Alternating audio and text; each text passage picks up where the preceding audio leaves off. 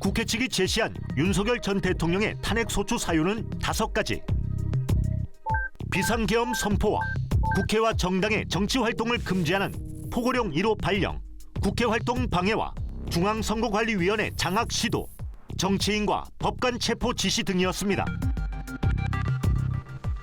윤 전 대통령 측은 변론 기간 내내 위법한 지시가 아니라고 주장했지만 비상계엄의 선포와 그에 따르는 후속 조치도 엄연히 헌법상 대통령의 권한이라는 점을 말씀드립니다. 헌법재판소는 5개 탄핵 소추 사유를 모두 인정했습니다.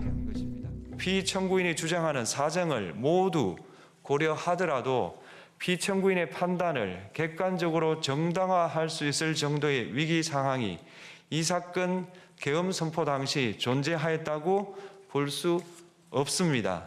계엄 선포에 관한 심의가 이루어졌다고 보기도 어렵습니다.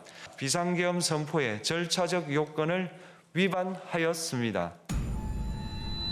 윤 전 대통령의 계엄령 선포가 국민의 신임을 배반한 중대한 위법 행위라고 본 것.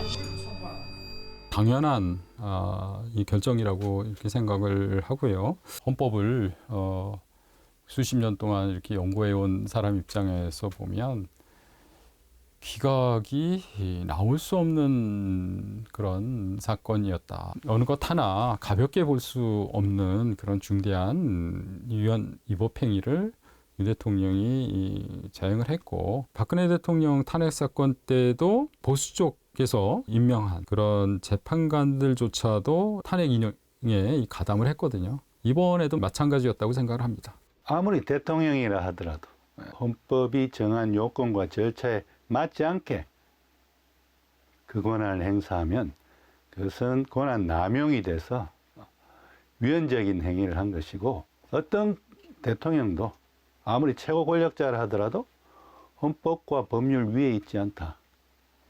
헌법과 법률이 정한 요건과 절차에 따라 항상 권한을 행사해야 한다. 굉장히 중요한 의미를 가지는 헌법재판소의 탄핵 인용 결정이라고 생각합니다. 헌재 결정문엔 줄탄핵과 예산 삭감 등을 주도한 야당에 대한 질책도 담겼습니다. 피청구인은 야당의 전횡으로 국정이 마비되고 국익이 현저히 저해되어 가고 있다고 인식하여 이를 어떻게든 타개하여야만 한다는 막중한 책임감을 느끼게 되었을 것으로 보입니다. 피청구인이 국회의 권한 행사가 권력 남용이라거나 국정 마비를 초래하는 행위라고 판단한 것은 정치적으로 존중되어야 합니다.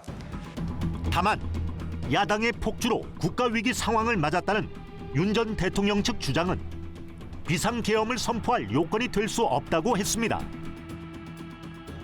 정치적, 제도적, 사법적 수단을 통하여 해결하여야 할 문제이지 병력을 동원하여 해결할 수 있는 것이 아닙니다.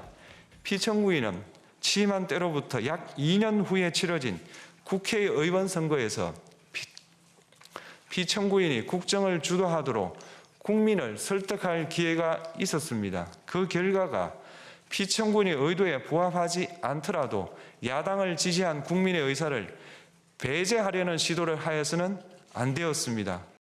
재판관 전원이 파면 사유로 봤지만 김복형 조한창 재판관은 보충 의견을 통해 그동안 탄핵 심판이 신속성에 밀려 공정성은 다소 후퇴했다는 문제를 제기했습니다.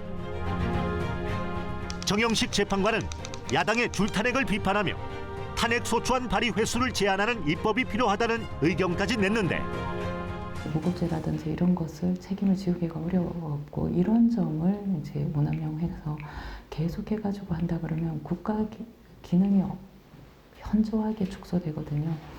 위축이 되거든요. 탄핵소추안이 의결되는 그 자체로 직무정지된다는 이 너무 심대한 불이익에 비해서 탄핵소추안 발의와 의결에는 별다른 제한이 없고, 그것에 어떤 합리적인 근거 없이 탄핵소추 안을 발의하고 의결한다 하더라도 아무런 법적 책임을 지지 않는 이러한 어떤 불합리함이 있거든요.